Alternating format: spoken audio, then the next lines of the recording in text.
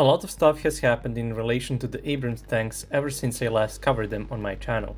I should have made this video a while ago, but after the first Abrams got captured, which I will cover in this video, there were hints of a second one getting captured, so I wanted to wait. Nothing seems to have come from that, but then we saw several more Abrams tanks get destroyed or knocked out, and it was quite a few in a sort of a short period of time. Now that the situation seems to have quieted down, I think it would be a good opportunity to talk about it. First, I will cover the one that was captured in late April. After capturing the contested area of Berdichi, Russians managed to get a hold of the first Abrams tank they took out in this conflict. I'll get to how we know it is the first one in a bit. The Abrams tank was the first one to be destroyed and the first one to be captured. This Abrams was lost sometime in March near Berdichi to a Russian FPV drone. The videos and pictures of the tank we got first showed the ammo cooking off and the smoke coming out of the hatches. Later videos showed extensive damage from the fire all over the tank. And then we got videos of Russians pulling it away from the front using 2 recovery vehicles. Now, why did they use 2 vehicles for Abrams but only one for the Leopard 2A6? Well, as I explained in the video about the Leopard 2, all they had to do was remove the tracks and let the tank roll on the wheels. But the damage is too extensive to the Abrams. It has wheels missing, with the ones left being pretty damaged, and the overall structure of the vehicle has taken a toll from the fire. So towing it away is not possible with one recovery vehicle, since both Russian and Ukrainian made recovery vehicles are only able to tow vehicles that weigh up to 50 tons, since all their tanks weigh less than that. M1A1SA weighs more than 60 tons, so 2 need to be used. Now, how do we know this is the first Abrams that was hit? Well, it is the only one where the ammo cooked off without being completely burned to the ground, since there was another Abrams that completely burned down, including the ammo, but that one was severely damaged and pretty much completely charred. The one hit by an ATGM to the side still had blowout panels where they should be, and the one that was detracked was also filmed afterwards. I'll get to this one later. But there are also some minor details on the vehicle itself that point to it being the same tank. When they tow the tank away, we can see that the right mudguard is damaged and bent, while the ERA side skirt is slightly bent outwards, which can be seen in the drone footage of the aftermath of the battle where this tank is shown. And the way the storage box on the right side is bent also appears to be the same. Based on these things, I would say it is most likely the first tank. Now, to everyone who said I was wrong for saying this tank is irrecoverable and cannot be simply repaired back when I covered the losses of the Abrams tanks, and who was saying the blowout panels saved the tank from burning, I'm sorry to break it to you, but the tank is completely burned inside.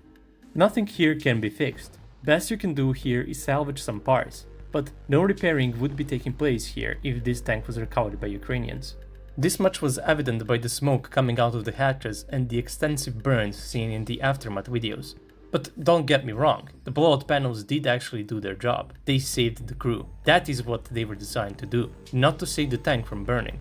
If left unchecked, any fire can spread to the rest of the vehicle, and after burning for a while, the area around the ammo rack can give in to the fire and let it spread to the rest of the vehicle.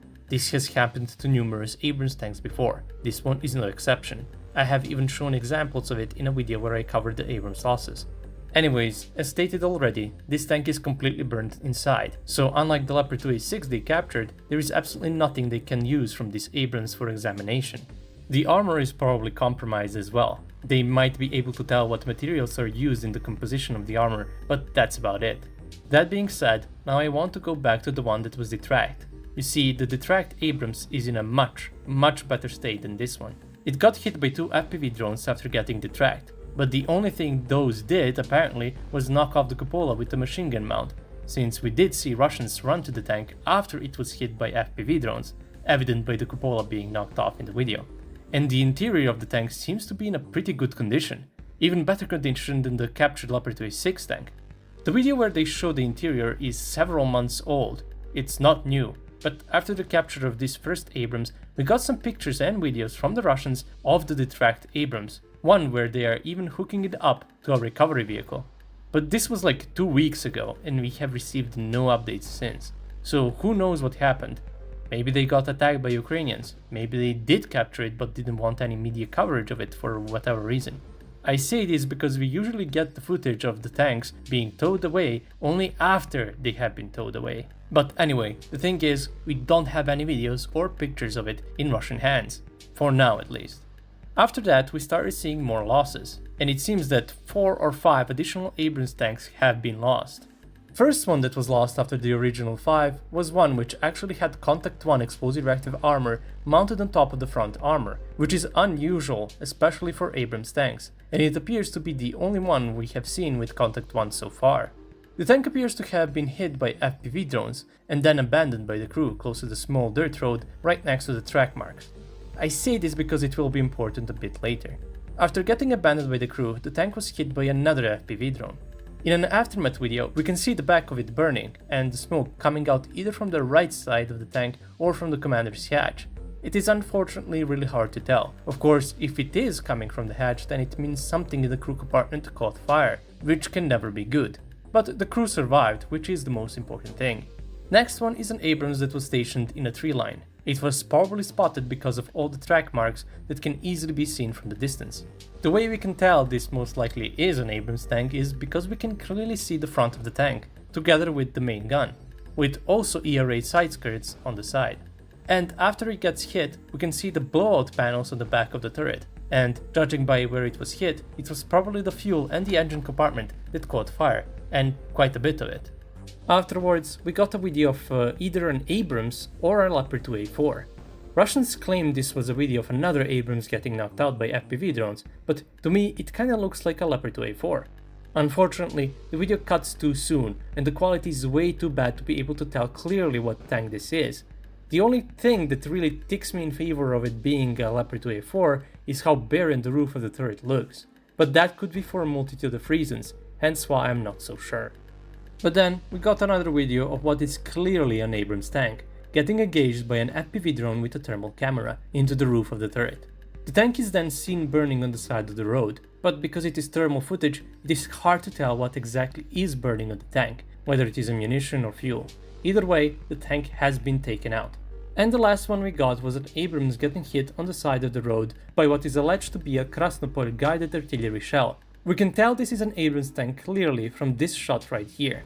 At first, I thought it might have been the first Abrams I covered in this video, but as I pointed out then, that tank was lost near a small dirt road next to the track marks. Track marks are not visible in this footage, and the road this tank is lost next to is much closer than in the first one, and it is a much wider road, meaning that this is in fact a different tank.